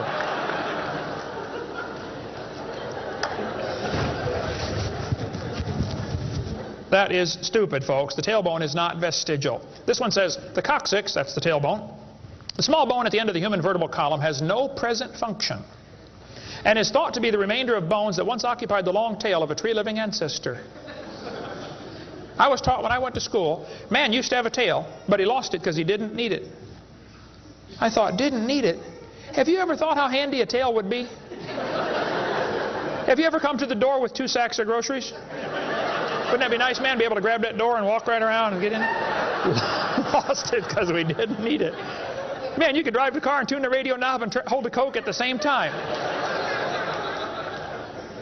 We're going to tell the kids that lobe-finned fish show evolution. Yes, boys and girls, during the Devonian period, 410 million years ago, there were fish with lobe fins. What that means is a short arm and then the fin grows. Well, that's stupid, okay? The lobe-finned fish are still alive. They're called the coelacanths. And when they found the first coelacanth in 1938, first people didn't believe it. They said it can't be true because they died millions of years ago. When they finally proved, yes, they're still here, all they said was, wow, they survived for millions of years. Never dawned on them to maybe question the whole theory. Never dawned on them. When Dr. Roy Mackal went to Africa and did expeditions on dinosaurs still alive in the African swamp, University of Chicago microbiology professor Dr. Roy Mackal wrote this book. He went over there twice, interviewed folks who've seen living dinosaurs. People who've never seen a white man. When he showed them the Apatosaurus, they said, yeah, that's Mokele Mbembe. He lives out in the river. He's not friendly. Don't get close. Dr. Mackal said, fellas, that's a dinosaur. They've been dead for 70 million years. The natives said, well, we're sorry. We didn't know about that. All we know is we see them out there once in a while. So Mackal gets back, writes this book, and says, folks, there are still some dinosaurs alive in Africa. Then he says, it's amazing they survived for 70 million years. Never will cross his brain that maybe your basic theory is wrong. That thought will never enter his mind, I don't think. It ought to. Lobe-finned fish are still alive, folks. They tell them trilobites are good index fossils for rock that is 600 million years old. Well, that's stupid, okay? There's a human shoe print where a guy stepped on and squashed a trilobite. How could a human step on a trilobite? If they 500 million years ago. One guy said, maybe aliens visited the planet and stepped on a trilobite. Trilobite had the most sophisticated eye ever found in nature. It's one of the first animals to evolve, and it's already got the most complex eyeball. I don't think so. The whole thing about index fossils is stupid, okay? There aren't any index fossils. The graptolites are the index fossil for 410 million year old rock, and yet they're still alive right now in the South Pacific. They tell the kids the dinosaurs are index fossils for 70 million year old rock. Folks, dinosaur blood was found inside the bone. Don't you think it's going to decay in less than 70 million years? There's enormous evidence that man and dinosaurs have always lived together. We cover that for 2.5 hours on video number 3 of our blue series of tapes. Gene Thomas, missionary friend of mine, was in the Congo swamp for 42 years as a missionary. He said, I had 2 pygmies in my church that killed and ate one. Yes, dinosaurs are still alive. California, 1925, this thing washed up on the beach called California's Nessie. Laid there on the beach and rotted away. Here's a guy behind it with a rifle. In the front you can see the critter's head, neck going off to the right. The neck was 20 feet long. One atheist wrote me a letter and said, Hovind, you're so stupid. Don't you know that was a whale? Show me any neck on a whale, would you please? No, I think dinosaurs have always lived with man. They were called dragons for most of history. People killed most of them. There could be a few still around. It wouldn't affect me at all, okay? I don't think there's a lot of them, but there could be a few still out there. They changed the name in 1841 to dinosaur. That's all that happened. And man exterminated most of them. They're mentioned in the Bible. We cover all that video number 3. They're going to tell the kids, we've got evidence for evolution. It works by natural selection. Well, yeah, natural selection works, but see, evolution is based on 2 faulty assumptions. Number 1, they say mutations make something new. That's never been observed. And natural selection makes it survive. That's never been observed. That sounds good theoretically, but it's never been observed. Mutations happen, there's no question, okay? Thousands and thousands of mutations happen. But even guys like Pierre Gross will say, no matter how numerous they may be, mutations do not produce any kind of evolution. They're only scrambling existing information. They're not adding anything new. Here's a 5-legged bull. That's a mutant. There's no new information added. Doesn't the bull already have the gene code to make a leg? You just built one in the wrong place, that's all. This is not new information. This is scrambled information. That's not new. Here's a short-legged sheep. He's the first one the wolf is going to catch. Go, boys, go. Here comes the wolf. Herman didn't make it. Here's a 2-headed turtle. That's a mutant. Not ninja, but he's mutant. He's going to freeze first winter. Nobody makes a double-neck turtleneck sweater. I've never seen one. I've been looking. See, a mutation is scrambling information that already exists. It's like you can take the letters from the word Christmas and get all sorts of different words, scrambling them up. But you never get Xerox, zebra, or queen. The letters aren't available. And a mutation does not give you new information. It scrambles existing information. This textbook shows the kids a 4-wing fly. Look what it says now, kids. You've got to be careful or you'll be tricked on this one. Normal fruit flies have 2 wings. This mutant has 4. This rare mutation, like most mutations, is harmful. Look what it says. Beneficial mutations are the raw material for natural selection. Oh, why didn't they show us one? Why did they show us an example of a bad mutation and tell us that good ones is how it works? Show me a good one. You know why nobody's ever shown a good mutation? Because nobody's ever seen a good mutation. One professor I was debating said, I know a good mutation. He said, people in Africa that get sickle cell anemia cannot get malaria. Wow, that's like saying if you cut off your legs, you can't get athlete's foot. Yeah, you're probably right, but that's not a beneficial mutation. They tell them evolution and natural selection go together. He says, this textbook says natural selection causes evolution. That's stupid, okay? Natural selection doesn't cause any evolution. Natural selection is a conservative process that keeps the species strong. That's all it does. That's all it can do. It has no creative properties. Natural selection, nature can only select what there is to select from. If I said, I'm going to go around the world, I'm going to try to raise a race of people that are over 12 feet tall. So everybody under 12 feet tall, we're going to kill them. Year after year, we kill everybody under 12 feet tall. Well, there's nobody to select from, is there? Natural selection can only select what there is to select from. It's a conservative process. If you worked in a factory that produced cars and your job was to check for defects, you know, kick the tires, slam the doors, etc., drive it around, and you caught every single mistake and you rejected it, how long would it take that process to change the car to an airplane? You say it'll never change it. That's my point. Natural selection is like a quality control.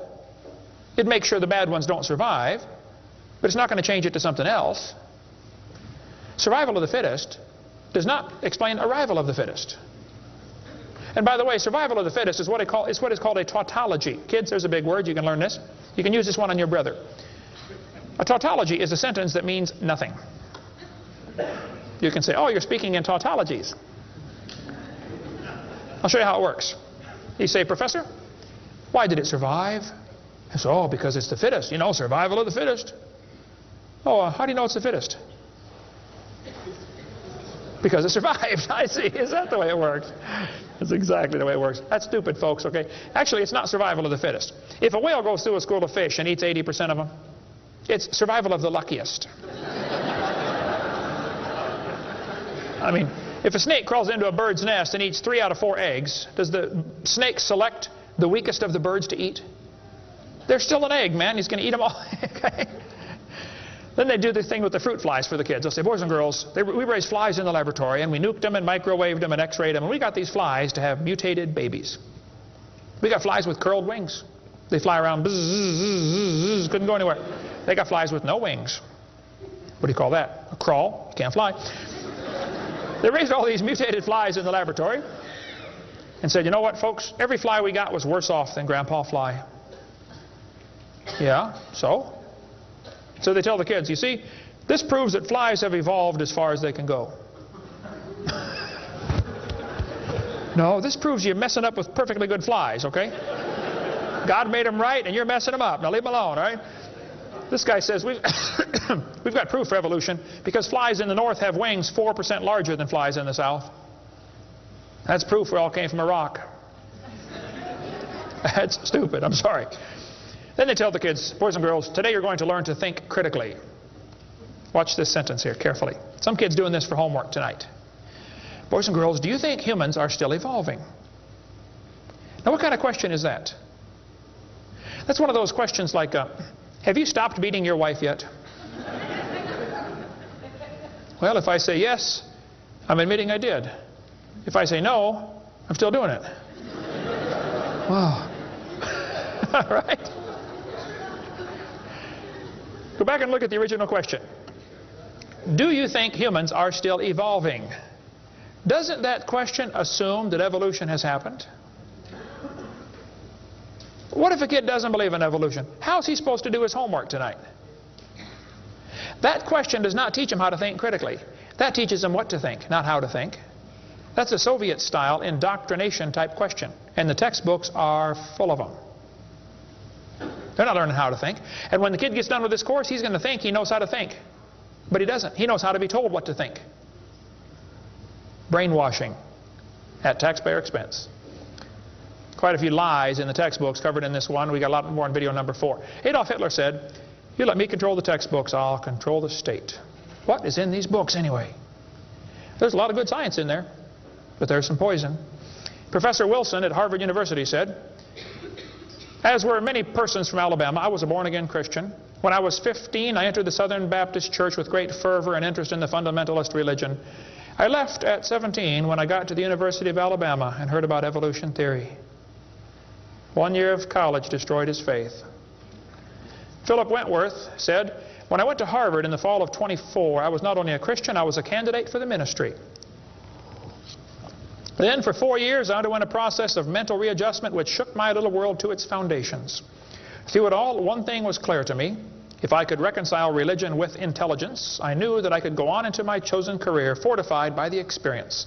If I could not, every consideration of honor would compel me to make other plans. In the end, I gave up the ministry."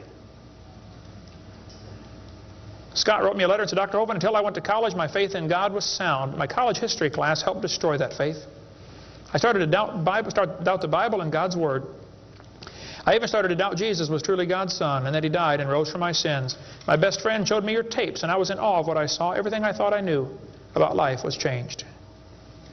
Praise God. People will sit home and watch a video that you will never get to come to church. Especially men.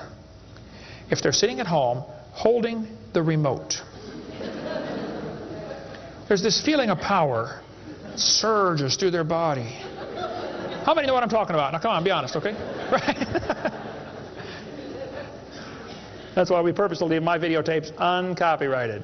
Copy them and give them to your friends, man. Get them saved. All right? 75% of the kids from Christian homes that go to public schools are going to lose their faith after 1 year of college. 75%. Professor Bonar said, "Evolution is a fairy tale for grown-ups. The theory has helped nothing in the progress of science. It is useless." Malcolm Muggeridge said, "I am convinced the theory of evolution, especially the extent to which it's been applied, will be one of the great jokes in the history books of the future." It's a joke. And it would be a joke if it weren't for the tragic results. How many kids are taught this thing every day and believe it, and it destroys their faith? Adolf Hitler was a strong believer in evolution. He thought the Jews were an inferior species and needed to be eliminated for the good of humanity. Joseph Stalin was an evolutionist. Trotsky was an evolutionist. Pol Pot from Cambodia was a strong believer in evolution. We cover lots more on that in video number 5. Scientists who go about teaching that evolution is a fact of life are great con men. The story they are telling may be the greatest hoax ever. In explaining evolution, we do not have one iota of fact. Evolution is a shell game. You ever seen those shell games where they put the pea down there and they put the 3 shells on it and the guy tries to get you confused, you know, he messes them around? Evolution is like a shell game. If you ask the biologist, where's the best evidence for evolution? He'll say, oh, it's in geology. I debated Dr. Pigliucci. It's debate number 12, I think, of my series out there, of the red series of tapes. Those are debates. I said, Dr. Pigliucci, you have gotten $650,000 in grant money to study evolution of plants. You've been teaching a course on the evolution of plants for 30 years. What is the best evidence of evolution you're aware of? And he said, the evolution of whales.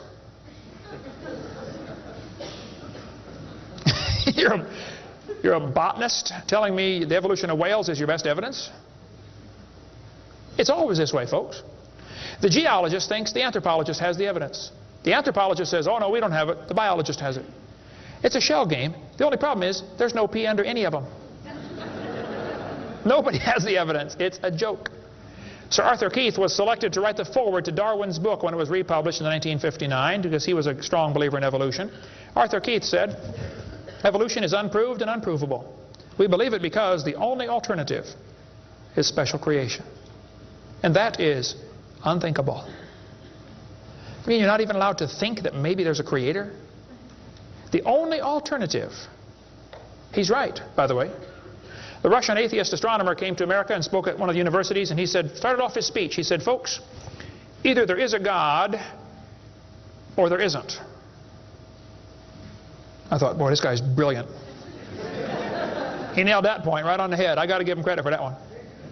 And then he said, "Both possibilities are frightening." I thought, wow, that's a good statement. You see, if there is a God, we better find out who He is and find out what He wants and do what He says.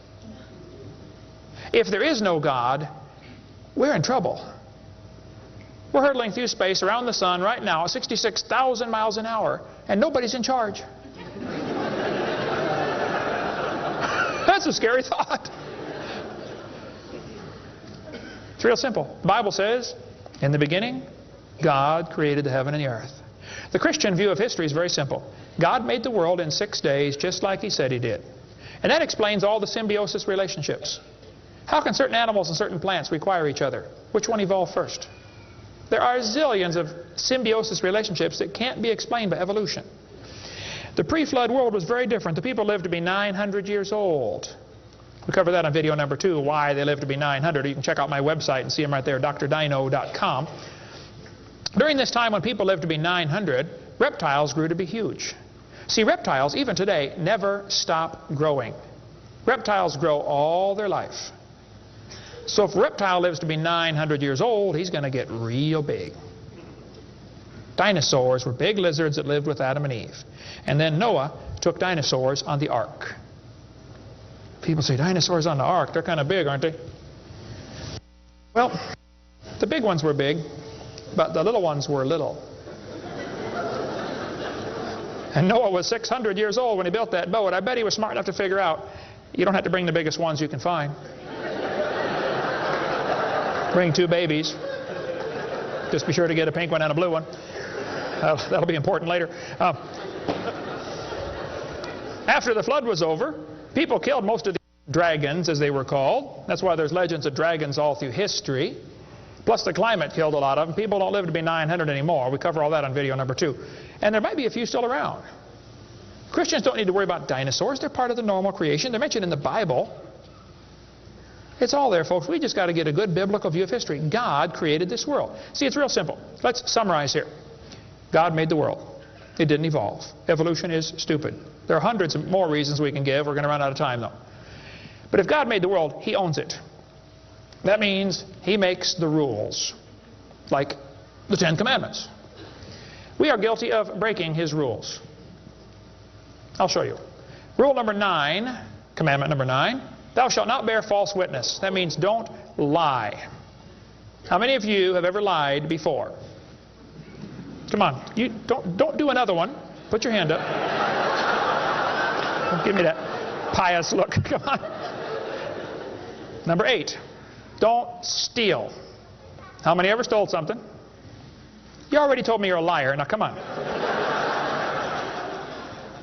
You don't have to read very far to realize we're guilty, which means we're going to be punished. Or find a substitute. See, I can't substitute for your sins because I got a whole bunch of my own. But Jesus Christ is not only willing, He's able. He wants to take your place. He wants to pay for your sins. It's real simple. February 9th, 1969, my friend said, Kent, you're a sinner. I said, well, you can say that again. He said, you deserve to go to hell. But Jesus died for you. He wants you to save you. He wants to save you. If you'll ask Him, He'll save you right now. And I bowed my head and said, Lord, I'm a sinner and I deserve to go to hell, but would you please forgive me and save me? And I've got God's promise I'm going to heaven. Hey, if you died today, where would you go? You ought to think about it because you will be dead for a long time. Doesn't matter how long you live, you're going to be dead longer than that. You know George Washington died 200 years ago, and he's still dead. How much longer does he have to go? He's going to be dead for a long time. All you get in this life is a little bitty dash between two dates. Just a little and it's gone. What are you going to do with your dash? Let me give a suggestion to you. Give the whole thing to Jesus. Say, Lord, you may have it, the whole thing. One time a little boy saw Jesus preach, and he had a little sack lunch. 5 biscuits and 2 fish sticks. I said, here, Jesus, you can have the whole thing. Jesus said, thank you, son. Everybody sit down, please. 5,000 men, plus women, plus children. We can assume probably 20,000 people. Jesus started breaking those fish sticks and bread up and making fish sandwiches and started passing them out to the disciples. And everybody sat down in the grass and they passed them out and passed them out and passed them out and passed them out. When they got all done, everybody was stuffed. You want another fish sandwich? Oh, no, I can't. No, man, I'm stuffed. He said, okay, disciples, gather up all the fragments. They got 12 baskets full of fragments left. That little boy came home from the meeting. Mama said, hey, son, how'd you like your lunch? Oh, Mom, you won't believe it. Was it good? Oh, it was good, Mom. Do you have any left? Hey, disciples, come on in here, would you, please? See, he decided to give it all to Jesus. Now, he ended up getting fed himself. He's one of them 20,000 that got fed, you know. He could have kept it and got fed, or he could give it away and get fed. Worked the same either way. If you could learn to give your life away to Jesus, you will get a wonderful life. Plus, it'll bless lots of others. Some of you ought to quit worrying about knocking that dumb ball into the hole in the dirt and start worrying about who's going to heaven or hell. And you ought to quit worrying about getting a fancier car and a fancier house and start worrying about who's going to heaven or hell. Maybe God gave you that good job so you can give some money to missionaries. Not so you can build a bigger, fancier house. You know what we need in this country? We need a Christian Barney. How many kids in this town tomorrow are going to be taught evolution? On Discovery Channel, Nature Channel, National Geographic, textbooks, library books. How many? Thousands of them. And they're going to use dinosaurs, aren't they? Little 4-year-old kids get a book. Hey, boys and girls, dinosaurs lived millions of years ago. Isn't that what they say? Why don't one of you get yourself a purple costume? Get all the neighborhood kids together. Hey, boys and girls. We're going to sing now. God loves you, God loves me. He wants you in His family. If you'll ask Him now, He'll come into your heart, and of His family you'll be part. Shouldn't they learn that instead? Folks, somebody's got to reach these young kids. You ought to get some videos or something. My material's not copyrighted. You can use mine any way you want. Hey, what on earth are you doing, for heaven's sake? What are you doing for the Lord? I saw this tombstone the other day at a cemetery. Wayne Strickland, atheist. Hasn't died yet. He said, I'm a busy man, don't have time for this. I'm sorry, Wayne. You're going to have lots of time here coming up soon.